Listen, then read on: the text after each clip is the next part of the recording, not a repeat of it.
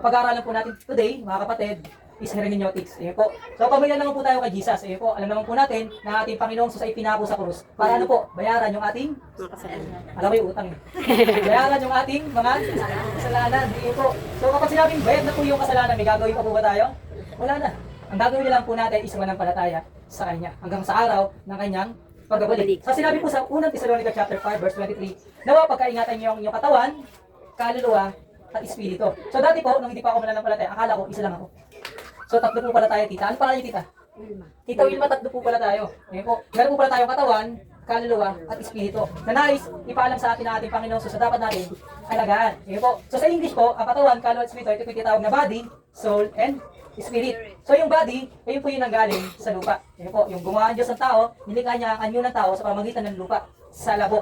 At yung hininga niya po, sabi sa Genesis chapter 2, verse 7, nagkaroon ng buhay. At tinawag po ang tao na kaluluwang mambuhay. Yan po. So nagkaroon po ng kaluluwa, yung lupa. Kaya nga meron po tayo tatlong kalalagahan. Ang espiritu, kasi nasabi sa Biblia, ay ang tanda ng ating kaligtasan. So about sa ating mga kapatid, sabi sa Romans chapter 8, ay meron pong espiritu.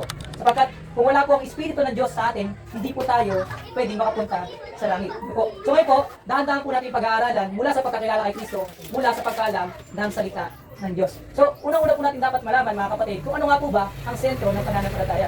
Ano po yung libro na binabasa natin para malaman natin at makilala natin ang ating Panginoong Sus. Yan po. So, ngayon, ito yung tanong. Okay, mga kapatid. Ano yung libro na ginagamit natin para makilala natin si Jesus? Bible. Yan po. So, marami sa atin mga kapatid, di ba? Alam natin yung Bible, pero hindi natin alam, yung Bible na.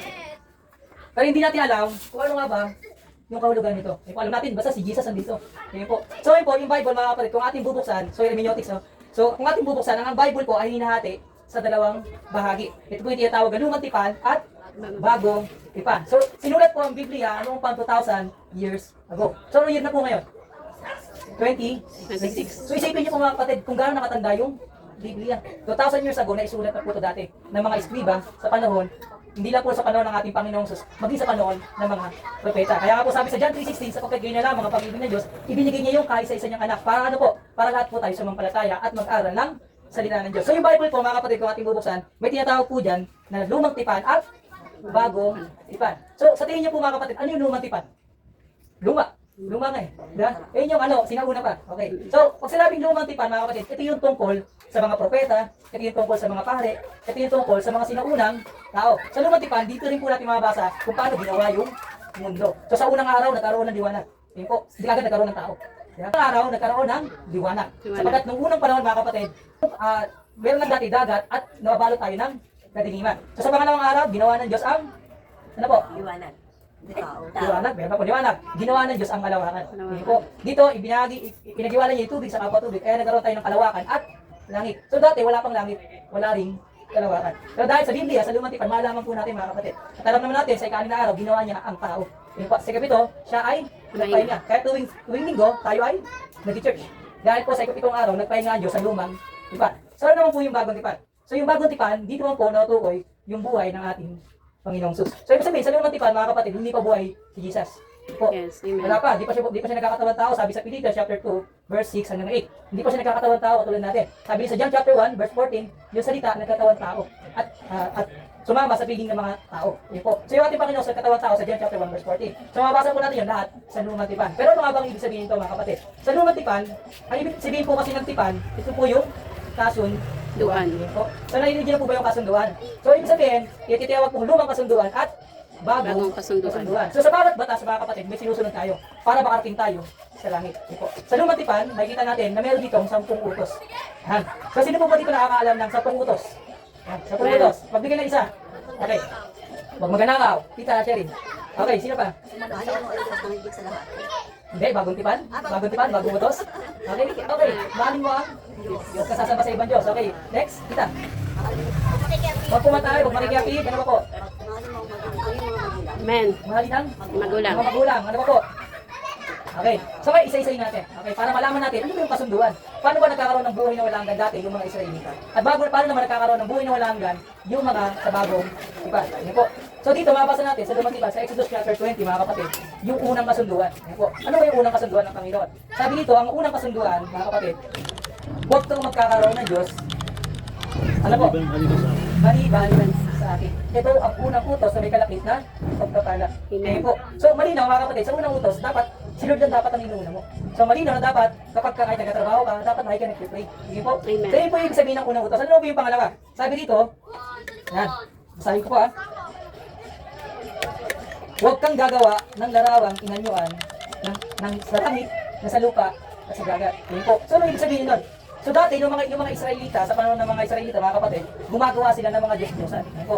So sabi nga sa John chapter 4 verse 24, dapat sambahin na natin ang ating Panginoon sa Espiritu at katotohanan. So ibig sabihin, yung Espiritu nakikita ko ba?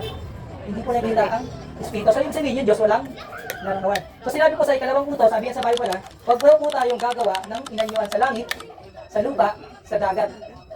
Sapagkat sabi ng Panginoon dito, ako ang yung Diyos na kapanigbubuin. So ibig sabihin, yung Diyos natin, sabi, seloso. Amen. So, sino dito yung mga seloso? So, ayun po yung ikalawang utos. Ano po yung ikatlo? Yun po. Sabi ito, wag babanggitin ang pangalan ng Diyos sa walang kabulan. Yun po. So, malinaw na sinasabi ng Biblia na dapat hindi natin ginagamit yung pangalan ng Diyos kapag tayo nagugulat, o di kaya tayo natakot. Depende lang kung tayo ay mag-pray. Yun po, kaya may hiningi tayo sa ating Panginoon. So, sino dito yung mag-pray? Ginagamit yung Diyos sa kabuluhan. Bagay. Amen. So, yan. So ano naman po yung ikaapat? Amen. Sabi dito, wag po, alalahanin daw po natin yung araw ng pamamahinga. So kanina sabi sa Genesis chapter 2, verse 1 to 3, ginawa niya ang araw, ikapitong araw para maging banal. Dahil sa ikapitong araw, ang Diyos ay nagpahinga. So dahil sa Panginoon, gusto niya rin tayo magkaroon ng kapahinga. Po. So Lunes hanggang Sabado tayo naghahanap buhay. Kayaan natin mga kapatid na magkaroon tayo ng oras sa Panginoon. Po. At ikalima, sabi nga dito, igalang mo ang iyong ama at sisumagot na. Kita. Sabi nga tatlong bagsak kita. 1, 2, 3, go. Tatlong bagsak. 1, 2, 3. So malinaw na sinasabi, dapat igalang ka rin. So kahit syempre, kahit minsan masungit, kaya minsan, nakatandaan syempre, nagbabago yung ugali, dapat mahalin po natin yung ating mga Magulang. Amen. Dito may magulang ka pa. Boy pa ko, ay wala na sa langit. Pero mahalin po yung magulang niyo, ginala niyo po yung magulang. Amen, di ba? So dapat natin mahalin yung ating mga magulang. So sa lumang tipan o sa lumang kasunduan, para magkaroon ng buhay na walang ganyan yung mga sinaunang tao, kailangan po nila sumunod sa 10 utos. So sa tingin niyo po, kaya niyo po sundin yung 10 utos? Parang hirap. Amen. Kasi minsan pag pinapagalitan tayo ng magulang natin, di ba? Minsan, di ba? Sinusupak natin yung magulang natin. Pero nga siyempre, mga kapatid, dahil sa bagong tipan, sa Biblia, malaman natin, paano nga ba magkakaroon ng buhay na walang ganyan? Napakasimple paraan. So sa bagong tipan, dito natin mababasa yung bagong utos, yung bagong kasunduan. So pag sinabing kasunduan, ito yung pag-uusap ng dalawang tao. Pero nga po sa Biblia, gumagamit ito yung pag-uusap ng Diyos at ng tao. So sabi po sa John chapter 3, ibinigay na sa Panginoong Sus ang lahat ng pagmamayari dito sa lupa. Kaya ang sino mang hindi sumampalataya sa ating Panginoong Sus ay hinatulan na. So sabi sa John chapter 1 verse 12, ang sino mang sumampalataya sa Panginoong Sus ay binigyan ng karapatan para maging anak ng Diyos. So nung namatay ang ating Panginoong Sus, meron na po tayong karapatan para tawagin mga anak ng Diyos kung tayo ay sasampalataya sa Kanya. So yung bagong tipan, sa bagong kasunduan, merong dalawang utos. So sino nakakaalam ng dalawang utos sa bagong kasunduan? Okay, hala? So, Malin mo ang Diyos. Yes, madam. Malin mo ang Diyos mong ng buong puso, buong kaluluwa, at buong lakas. Amen. Ito yung pangakong may kalakip na pagpapala. So malina sinabi sa John chapter 3 at sa John chapter 19 mga kapatid, ang unang utos sa bagong tipan. Kasi nga po tayo mga tao ngayon, hindi na po tayo namumuhay sa lumang tipan kasi hindi naman tayo mga lumang tao. So bilang mga bagong tao mga kapatid, dapat alamin po natin ano ba yung bagong kasunduan, ano ba yung bagong utos para magkaroon tayo ng buhay na walang hanggan. So sa pamamagitan ng Biblia, sa ikawagay na mga kapatid, malalaman natin kung paano nga ba tayo magkakaroon ng katiyakan upang magkaroon ng buhay na walang hanggan. So yung unang utos, sabi ni Madam, mahalin mo ang iyong kapwa na higit, na kagaya sa iyong sarili. Amen. So, nagmahal na po ba kayo ng kapwa ninyo? Amen. So, yung anak nyo, yung pamilya nyo, kapwa nyo yan. Amen po. So, malinaw, kapag nagmahal tayo sa kapwa natin, kahit mahirap, amen po, kahit minsan talaga sa pamilya, yan, hindi naiwasan yung magkaaway-away, magkaroon ng pride sa maliit na bagay. So, nais ang Panginoon, magkaroon pa rin po tayo ng pagmamahal. Amen. Pagkat namatay ang ating Panginoon sa hindi para sa division, para magkaroon po tayo ng relasyon. Amen. So, ikalawa namang utos sa natin gawin, sabi sa bagong kasunduan, mga kapatid, ito po yung mahalin niyo yung Diyos ang buong puso, buong kaluluwa at buong lakas. Po. So, ayun po yung pangako ng Panginoon na may kalakip na pagpapala. Po. So, malinaw na ang Biblia ay nahati sa dalawa. Po. So, ano yung una? Lumang tipan. Ibig sabihin ng lumang tipan, lumang kasunduan. Amen. Ilan yung utos sa lumang tipan? 10. Okay. So, ano naman yung bagong tipan? Bagong kasunduan. Ilan yung utos sa bagong kasunduan? Dalawa. Mahalin mo ang Diyos. Dalawa lang. Mahalin mo ang Diyos ng buong puso, buong lakas, buong kaluluwa. At ikalawa naman, Mahalin mo ang iyong kapwa ng ng kagaya higit na pagmamahal mo sa iyong sarili. Sa ganon, masusunod na natin yung 10 utos. Amen? At magkakaroon na tayo ng buhay na walang hanggan. Amen. So tanong mga kapatid, sapat na po ba yun para magkaroon tayo ng katiyakan? doon na po ba natapos yung ating pananampalataya? So habang may buhay, ibig sabihin mga kapatid, hindi natapos yung provision ng Lord sa buhay natin. Amen. So bawat araw, gumigising tayo para siyempre magtrabaho, mag-alaga ng pamilya natin. Para ano po?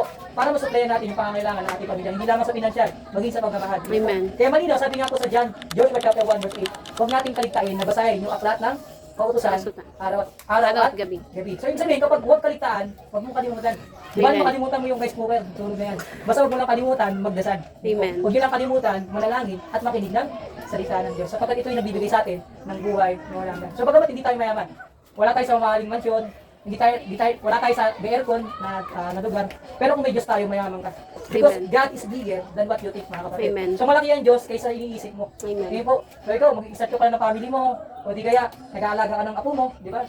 Provision yan ni Lord. Ibinigay sa iyo ng Panginoon para ano, sundin yung kanyang utos, na Amen. mahalin mo yung kapwa mo. Amen. Ngayon po, so kung gusto mo magkaroon ng buhay na walang hanggan, mga kapatid, simple lang.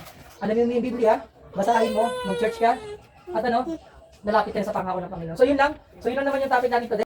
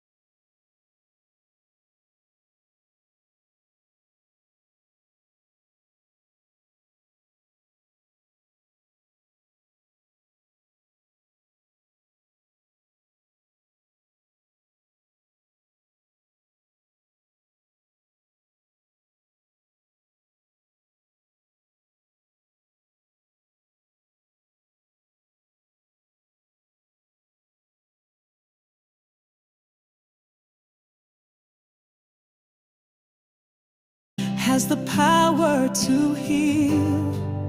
It's alive and eternal.